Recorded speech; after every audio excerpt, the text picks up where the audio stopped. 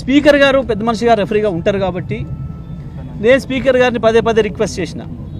కాంగ్రెస్ పార్టీకి సంబంధించిన సభ్యులు ఇద్దరు దాదాపు 1:20 నిమిషాలు మాట్లాడారు.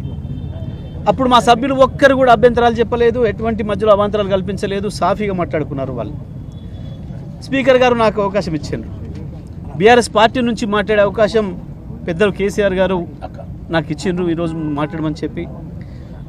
నేను దానికి సంబంధించి నిన్న రాత్రి కూడా అంతటి కూడా జిల్లాలో ఉన్న అందరు రైతులతో మాట్లాడి, ఇతర వర్గాలతో మాట్లాడి, అన్ని వర్గాల ప్రజలతో మాట్లాడి వాళ్ళ సమస్యలను ఎట్లా ప్రతిబింబించాలి, రాష్ట్రంలో ఎండిపోతున్న పొలాలకు సంబంధించి గత 10-15 రోజులుగా తిరుగుతున్న సంగతి కూడా అందరికీ తెలుసు. అక్కడ రైతులు వాళ్ళ బాధలు ఏం చెప్తున్నారో, వివిధ వర్గాల ప్రజలు ఎట్లా మోసపోయినామని చెప్తున్నారో వాటన్నింటినీ ఈ సందర్భంగా నేను శాసనసభలో మరొకసారి ప్రభుత్వం దృష్టి తీసుకొచ్చే ప్రయత్నం చేసిన. అందులో ఎక్కడ ఒక తప్పు మాట కానీ, పొరపాటు మాట కానీ, స్పీకర్ గారిని కించపరిచే మాట కానీ ఎక్కడ కూడా లేదు. ప్రభుత్వాన్ని నిలదీసే మాట ఉంది, ప్రభుత్వం బట్టలిపే మాట ఉంది, ఉండి తీరుతుంది. ప్రతిపక్షంగా మా బాధ్యత. ప్రజలు మాకంటే ఇంకెక్కువ ఆక్రోషంగా ఉన్నారు.